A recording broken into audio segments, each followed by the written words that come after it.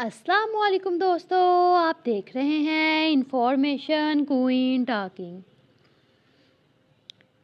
دوستو یہ 15 اکتوبر 1997 کا ذکر ہے جب ناسا نے اٹلی اور یورپین اسپیس ایجنسی کے ساتھ مل کر ایک خلائی مشن کیس بھیجا۔ اس مشن نے پہلی بار سیٹرن کے نارتھ پول کی تصویر بھیجی۔ ان تصاویر میں واضح دیکھا جا سکتا ہے کہ سیٹرن کے نارتھ پول پر ایک ہیکساگون شیپ بنی ہوئی ہے۔ سیٹرن پر یہ شیپ تبھی دیکھی جا سکتی تھی جب کوئی سیٹرن کے اوپر سے گزرے۔ حیران کن بات یہ تھی کہ آج سے 5000 سال پہلے ہماری زمین پر ایک ایسی تہذیب آباد تھی جسے سیٹرن پر موجود اس ہیکساگون شیپ کے بارے میں معلوم تھا۔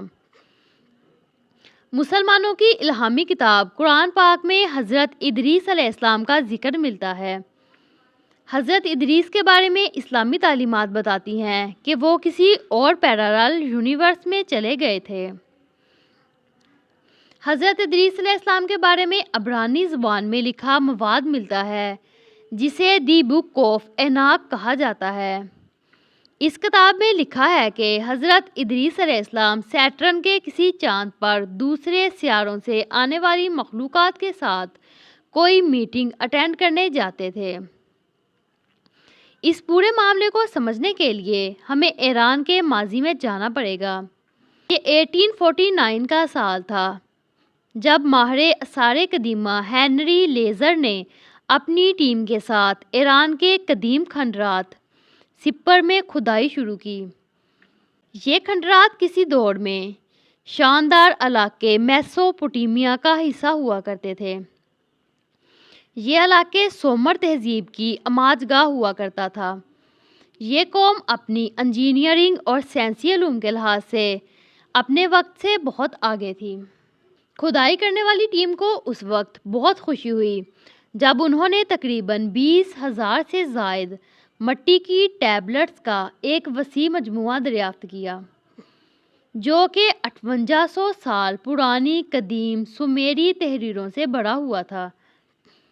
محققین کو امید تھی کہ ان ٹیبلٹس پر لکھی تحریروں سے نہ صرف سومیری تہذیب کی ترقی سے پردہ اٹھے گا بلکہ بہت سے سوالوں کے جواب ملیں گے جو کہ آج بھی پردہ راز میں ہیں۔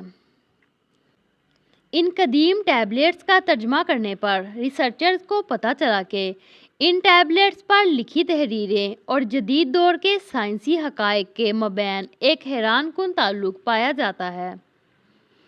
ان ٹیبلٹس پر لکھا تھا کہ سومیروں کی سائنسی ترقی تب شروع ہوئی جب انہوں نے آسمان سے اترنے والی مخلوقات سے علم حاصل کیا۔ آسمان سے اترنے والی اس مخلوق کو سومیری زبان میں انوناکی کہا جاتا تھا۔ ٹیبلٹس کے مطابق انوناکی پروں والی مخلوق تھی۔ ان قدیم ٹیبلٹس میں لکھا تھا کہ انوناکی کے قد 5 میٹر تک لمبے تھے۔ یہ 1000 سال تک زندہ رہتے تھے۔ اس بات سے پتہ چلتا ہے کہ زمین پر کسی دوسرے سیارے سے کوئی ایسی مخلوق آتی تھی جو دکھنے میں انسانوں جیسی تھی لیکن انسانوں سے کہیں زیادہ ترقی یافتہ تھی۔ سومیری ٹیبلٹس کے مطابق انوناکی کے زمین پر آنے کی بنیادی مقصد سونا تلاش کرنا تھا۔ اس انکشاف کے پیچھے پریشان کن سوال یہ تھا کہ بے پناہ طاقت کے مالک انوناکی سونے جیسی دھات میں اتنی گہری دلچسپی کیوں رکھتے تھے۔ سوال یہ بھی تھا کہ اتنی بڑی کائنات میں انہیں ایک چھوٹے سے سیارے پر ہی سونا تلاش کرنے کیوں آنا تھا۔ ہماری کائنات میں بہت سے خلائی اجسام اور سیارے پائے جاتے ہیں جن پر سونے کی مقدار زمین سے کہیں زیادہ ہو سکتی ہے۔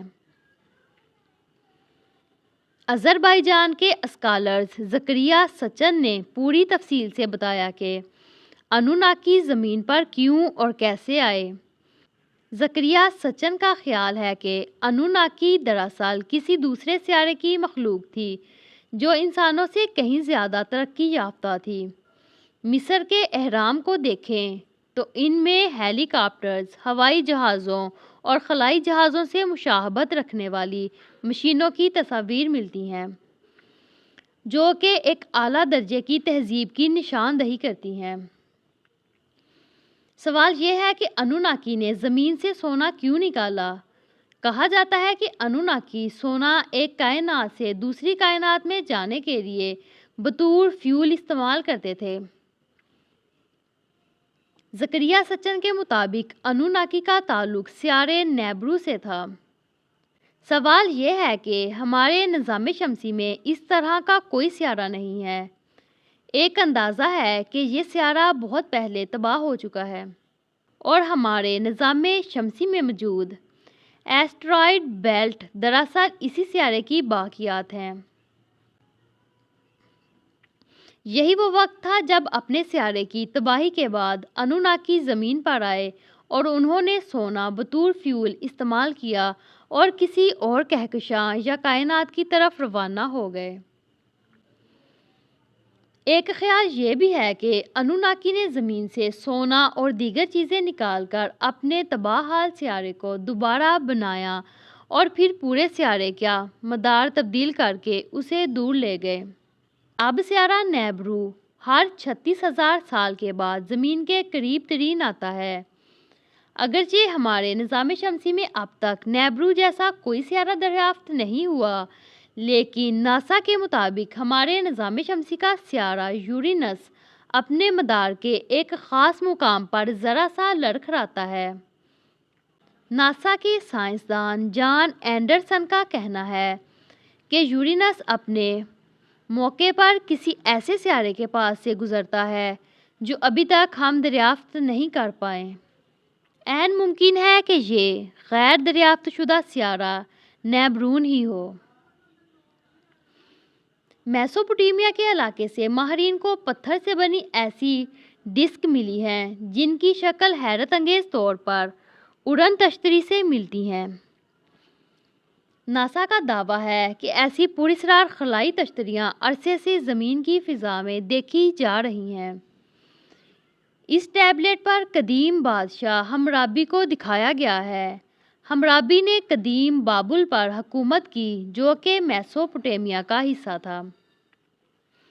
آپ اس تختی پر غور کریں تو بادشاہ کے سامنے ایک دیوتا کو دکھایا گیا ہے جس نے اپنے سر پر ایسا ہیلمٹ پہن رکھا ہے جیسا کہ آج کل کے جدید خلا باز پہنتے ہیں۔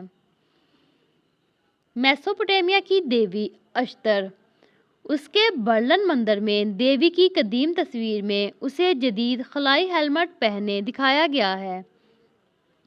تصویر میں ہیلمٹ سے جڑے چشمے، ہیڈ فون اور اینٹینا بھی نمایاں ہیں۔ میسوپوٹیمیا کے قدیم شہر نینوا سے کھدائی کے دوران ماہرین نے آثار قدیمہ کو 2700 سال پرانی ایسی گولڈ ٹیبلٹ ملی ہیں جس پر خلائی راستوں کے نقشے بنے ہوئے ہیں۔ ٹیبلٹ کو سمجھنے کے لیے بے شمار زبانوں کے ماہرین سمیت خلائی علوم کے ماہر اور ریاضی دانوں کی خدمات حاصل کرنا پڑی۔ ان سب لوگوں کا متفقہ فیصلہ یہ تھا کہ یہ انوناکی کے خلائی سفر کا نقشہ ہے۔ سومیری ٹیبلٹس کے مطابق انوناکی نے دریائے دجلہ اور فرات کے اوپر اپنا خلائی اسٹیشن بنا رکھا تھا۔ اس کے ذریعے وہ آسمان سے زمین پر اترتے تھے۔ دریائے فرات وہی دریا ہے جس کے بارے میں حدیث میں آتا ہے کہ یہ سدرۃ المنتہا کی جڑ سے نکلتا ہے۔ دریائے فرات دراصل کسی ورم ہول کے ذریعے زمین پر آتا ہے۔ دوستو، اگر آپ دریائے فرات پر ویڈیو دیکھنا چاہتے ہیں تو کمنٹ سیکشن میں دریائے فرات لکھ دیجیے گا۔ دوستو، انوناکی ہمارے نظام شمسی میں موجود تمام سیاروں کو جانتے تھے۔ ہمارے نظام شمسی میں موجود یورینس 1781 میں دریافت ہوا اور پلوٹو 1930 میں دریافت ہوا۔ دوستو، یاد رہے کہ سومیروں کو یہ سب آج سے 4000 سال پہلے پتہ تھا۔ یہ وہ وقت تھا جب ان کے پاس ٹیلیسکوپ نامی کسی چیز کا تصور موجود نہیں تھا۔ اب سوال یہ ہے کہ حضرت ادریس سیٹرن کے چاند پر کیا کرنے جاتے تھے اور انوناکی کا حضرت ادریس سے کیا تعلق تھا؟ آج سے 5000 سال پیچھے جائیں تو ہمیں دنیا کے تمام بڑے مذاہب میں ایسے ثبوت ملتے ہیں جن میں آسمان سے زمین پر آنے والی مخلوقات کا ذکر ملتا ہے۔ یہ وہ وقت تھا جب زمین سے دوسرے سیاروں اور دوسری کائناتوں تک جانے والے راستے کھلے تھے۔ قرآن پاک کی سورۃ الجن کی آیت نمبر 8 میں دوسری کائناتوں میں جانے والے ان راستوں کا ذکر ملتا ہے۔ اس آیت کی تفسیر میں علماء کرام نے لکھا ہے کہ ایک وقت ایسا تھا جب جنات اور شیاطین دوسری کائناتوں تک چلے جایا کرتے تھے، لیکن پھر اللہ تعالیٰ نے دوسری کائناتوں تک جانے والے راستوں پر پہرے دار بٹھا دیے اور ان راستوں سے آنا جانا بند ہو گیا۔ اس کے بعد دوسری کائناتوں کے راستے تو بند ہو گئے، لیکن ایک سیارے سے دوسرے سیارے تک یا ایک کہکشاں سے دوسری کہکشاں تک جانے والے راستے، جن کو سائنسی زبان میں ورم ہول کہا جاتا ہے، ابھی تک کھلے ہیں۔ ان راستوں کا استعمال کرتے ہوئے یاجوج ماجوج نامی مخلوق مختلف سیاروں پر حملہ آور ہوتی۔ یہی وہ مخلوق تھی جس نے انوناکی کے سیارے نیبرو کو تباہ کیا تھا۔ تو دوستو، یہ تھی ہماری آج کی ویڈیو۔ امید کرتی ہوں آپ کو ویڈیو پسند آئی ہوگی۔ ویڈیو پسند آئے تو چینل کو سبسکرائب کریں اور ویڈیو کو لائک کریں۔ ملتے ہیں نیکسٹ ویڈیو میں، تب تک کے لیے اللہ حافظ۔